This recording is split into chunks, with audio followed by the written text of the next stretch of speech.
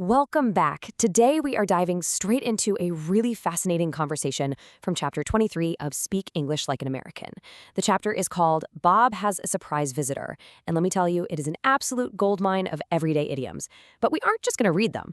To make sure these phrases stick permanently, we're going to use some incredible visual memory techniques pioneered by Tony Buzan.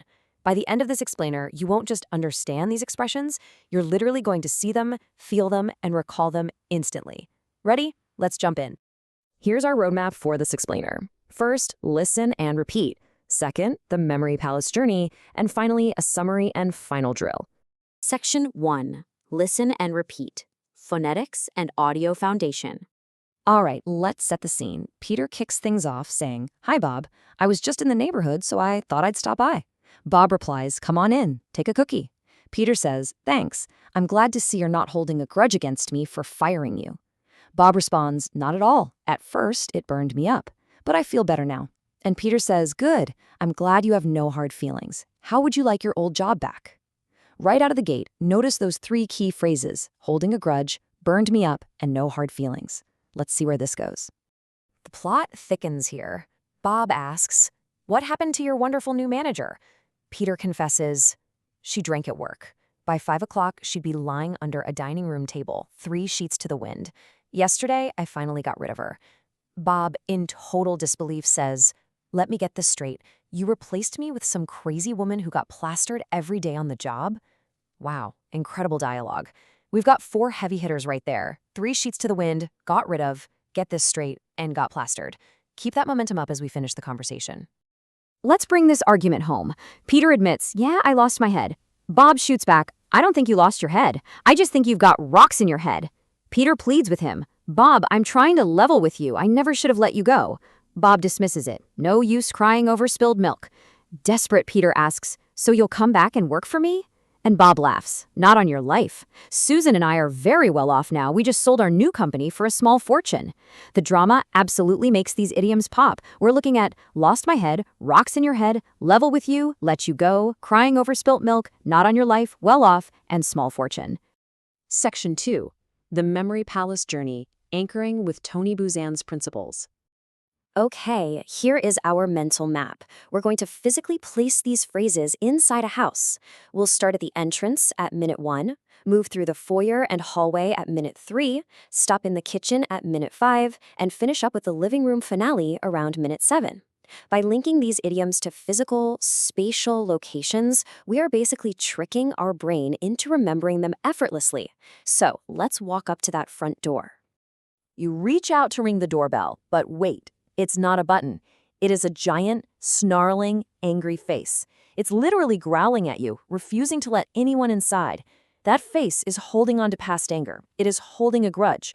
When someone refuses to forgive and forget an old offense, they are that angry doorbell, holding a grudge. Picture that snarling face.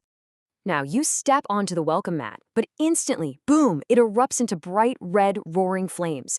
You can literally feel the intense heat scorching the bottoms of your shoes. You are furious. The situation completely burned me up. Whenever an American says it burned me up, they mean it made them incredibly angry, just exactly like stepping on a flaming welcome mat. So you stumble past the fire into the foyer, and standing right in the middle of the room is a giant, soft, fluffy marshmallow man. You're still so annoyed from the fire that you just punch him, but he absorbs the hit, bounces right back, and smiles at you warmly. He's totally fine. There are absolutely no hard feelings. This is the perfect image for resilience. When an argument is over and no one is secretly angry anymore, there are no hard feelings, just a smiling marshmallow man. Moving on, you head to the coat closet to hang up your jacket.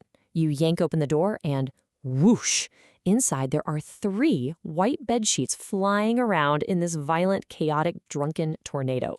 They are just crashing into the walls, completely out of control.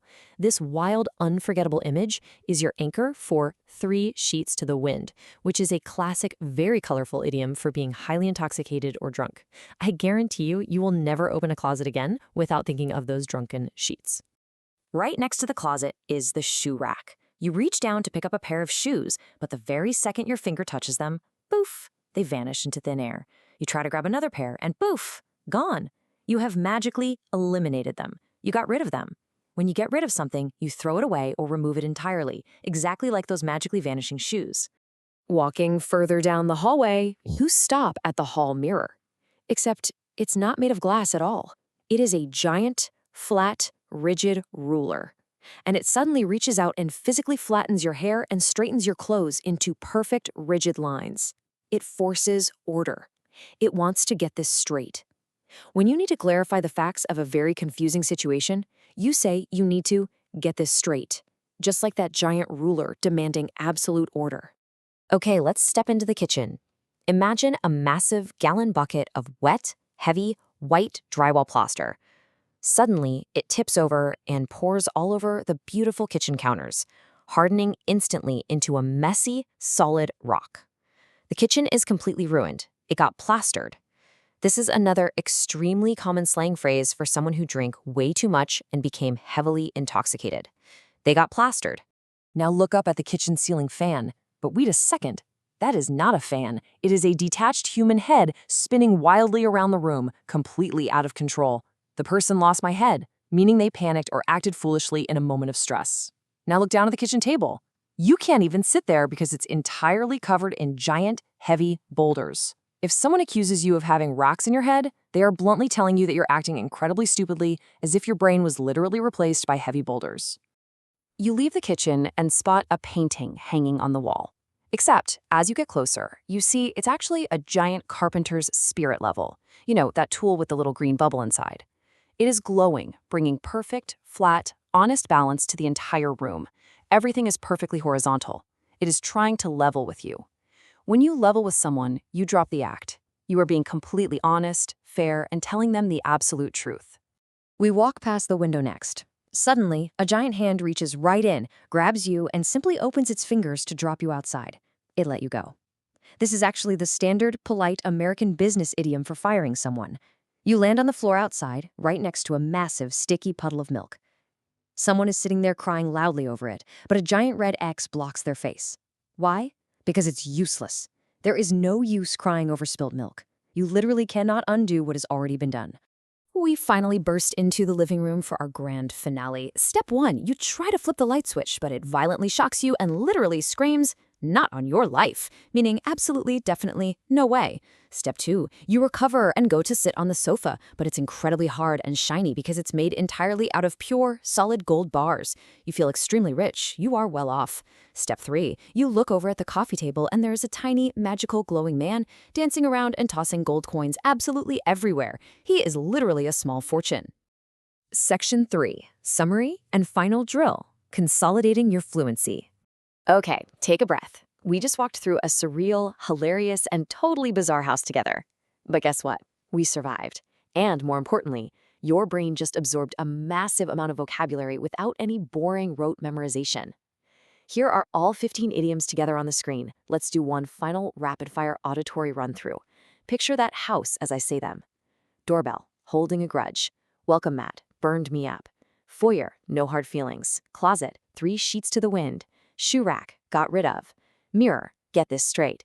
Kitchen counter, got plastered. Ceiling fan, lost my head. Table, rocks in your head. Painting, level with you. Window, let you go. Floor, crying over spilled milk. Light switch, not on your life. Sofa, well off. Coffee table, small fortune. Absolutely incredible work. Honestly, it really makes you wonder, is spoken fluency just a bunch of boring translations on flashcards, or is it a vividly decorated mental room just waiting to be unlocked? Think about that. See you in the next explainer.